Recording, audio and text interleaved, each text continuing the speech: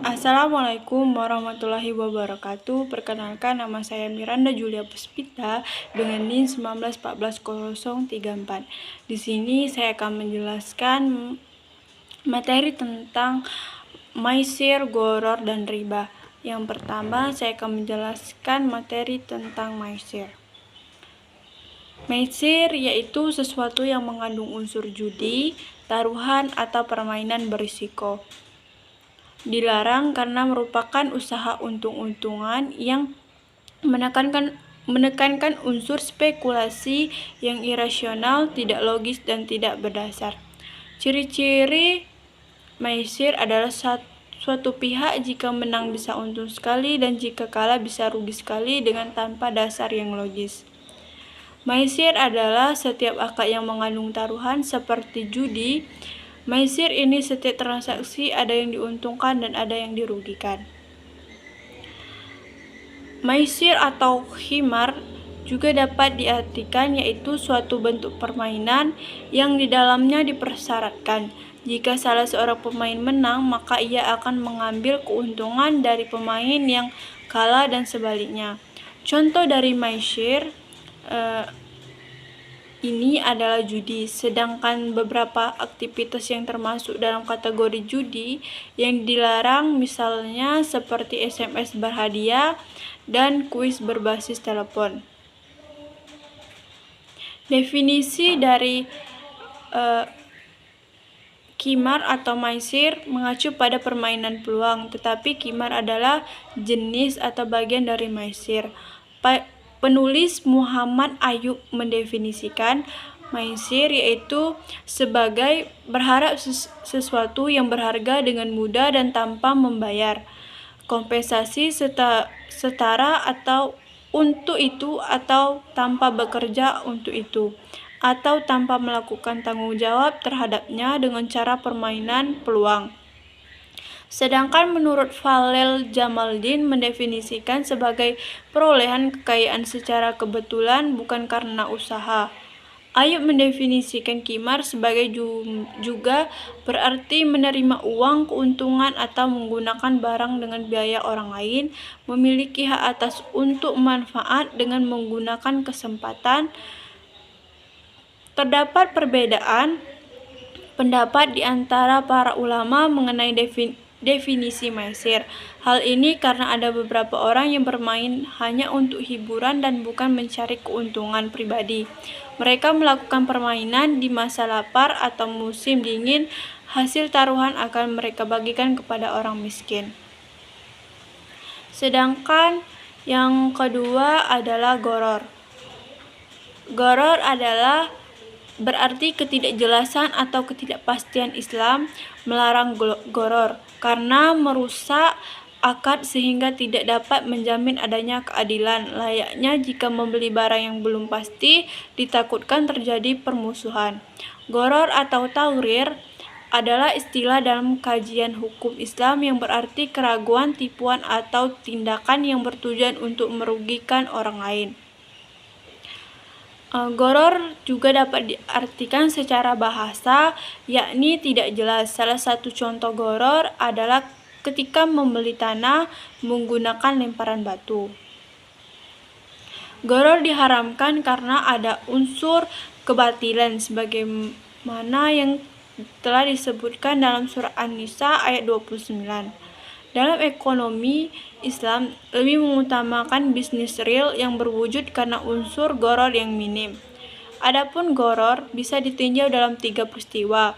Yang pertama yaitu jual beli mahdum, yaitu jual beli barang yang belum berwujud. Contohnya adalah jual beli janin yang masih dalam kandungan, karena janin yang dikandungan tidak diketahui jenis kondisinya saat dilahirkan.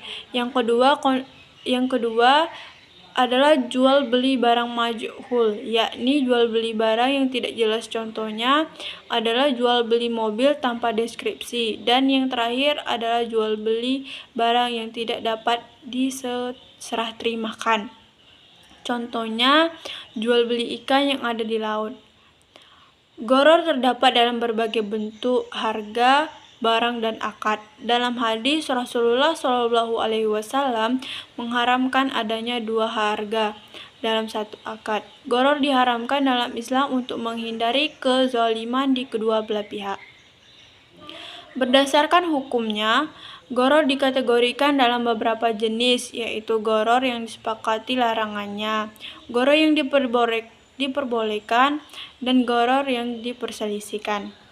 Jenis pertama, gharar yang disepakati larangannya, adalah gharar yang jelas dan gharar yang besar.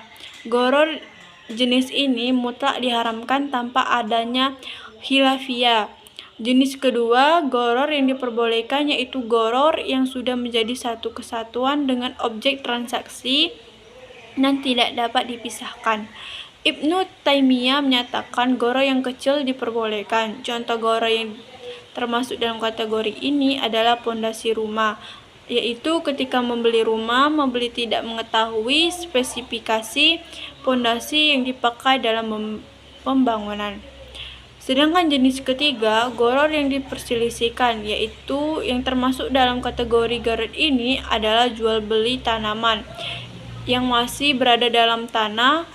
Ada beberapa ulama yang membolehkan dan ada yang tidak memperbolehkan. Salah satu solusi mencegah keghararan dalam kategori ini adalah dengan merujuk ke historikal panennya.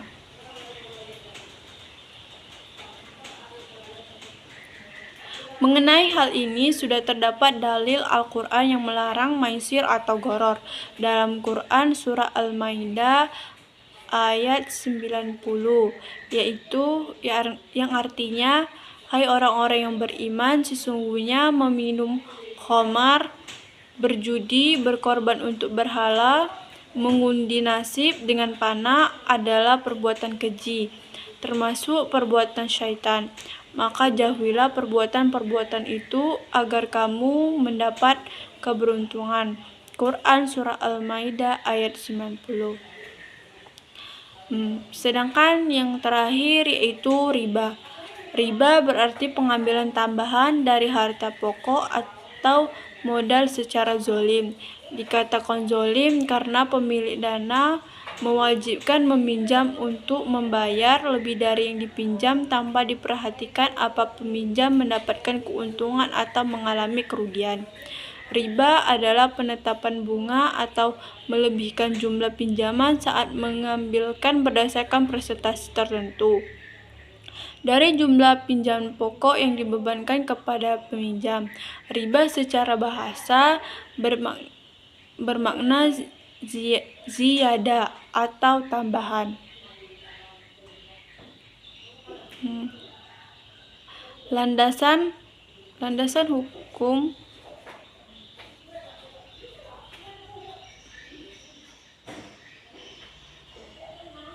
mengenai riba ini sudah ada dalam Al-Quran, yaitu surat An-Nisa ayat 29, yang artinya, hai orang-orang yang beriman, janganlah kamu memakan harta sesamamu dengan jalan yang batil. Adapun yang dimaksud dengan jalan yang batil dalam hal ini yaitu pengambilan tambahan dari modal pokok tanpa ada imbalan pengganti kompensasi yang dapat dibenarkan oleh syar'i. Dari penjelasan maisir, gharar, dan riba dapat disimpulkan yaitu maisir sesuatu yang mengandung unsur perjudian di dalamnya, ada pihak yang diuntungkan dan ada pihak yang dirugikan. Sedangkan gharar merupakan transaksi yang mengandung ketidakjelasan, keraguan karena ketidaktahuan. Dan sedangkan riba ini berarti mengambil tambahan dari harta pokok secara zolim, melebihkan jumlah pinjaman saat pengembalian berdasarkan persentase tertentu dari jumlah pinjaman pokok yang dibebankan kepada peminjam. Jadi intinya maisir itu perjudian, gharar itu tindakan bermuamalah dengan ketidakjelasan atau ketidakpastian, riba tambahan atas pinjaman pokok. Nah, Itulah penjelasan dari saya, lebih dan kurang saya mohon maaf. Wabillahi taufiq wal hidayah. Wassalamualaikum warahmatullahi wabarakatuh.